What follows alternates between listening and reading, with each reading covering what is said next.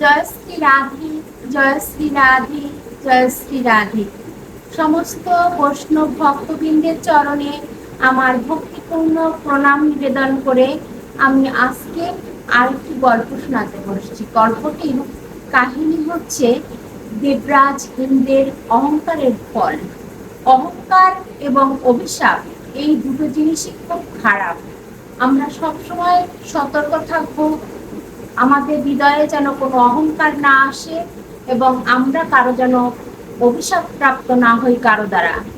আজ আমি শুরু করছি তারই প্রথম অংশ। আমি এই গল্পটি প্রথম এবং দ্বিতীয় অংশ করে শেষ করে দিব। দুর্বাসা ঋষি ভীষণ রাগী ছিলেন, যখন তখন যাকে তাকে অভিশাপ দিতেন। তাই সকলেই তাকে সমীহ করত।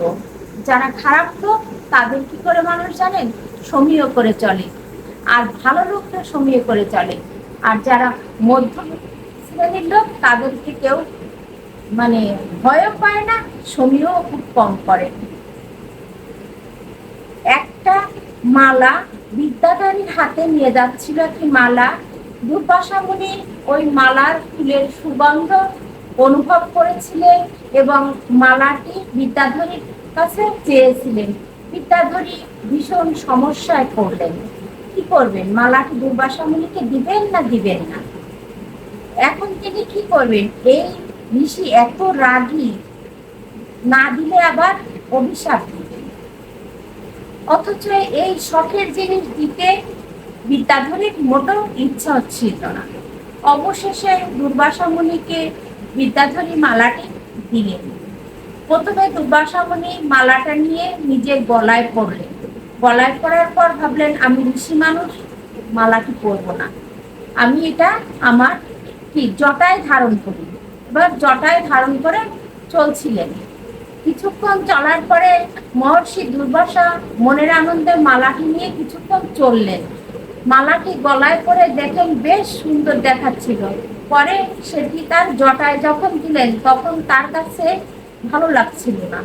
তারপর আবার নিজের পথ ধরলেন। পথে যেতে যেতে দেখলেন দুর্বাসা মুনি যে দেবরাজ ইন্দ্র হাতির পিঠে করে আসছেন। দেখে দেবরাজকে কাছে আসতে আসতেই দুর্বাসা মুনি মালাটিকে দেবরাজের দিকে ছুঁড়ে মারলেন।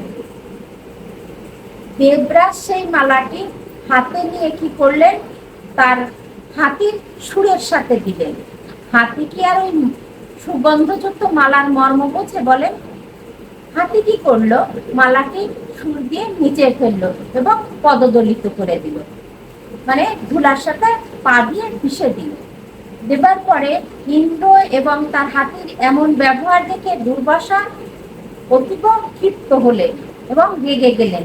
এত বড় স্পর্ধা যে আমার দেওয়া মালাকে সম্মান না যে নিয়ে ফেলে দিল এবং হাতি এই কাজ করলো।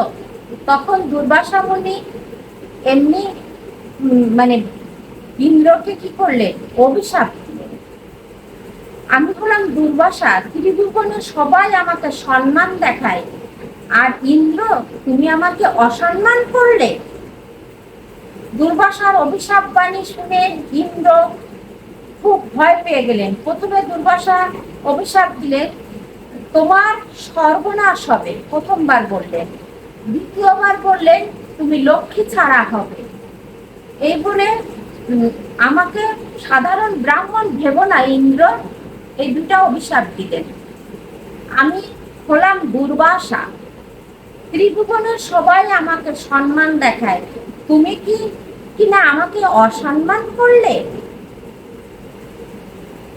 দুর্বাসার অভিশাপ ও বাণী শুনে ইন্দ্র সম্মিলিত ফিরে পেলেন। হাতির পিঠ থেকে অবতরণ করে দ্রুত দুর্বাসা মুনির চরণে পড়ে পায়ে মিনতি জানাতে লাগলেন। কোনো অবস্থাতেই দুর্বাসা ইন্দ্রকে ক্ষমা করলেন না।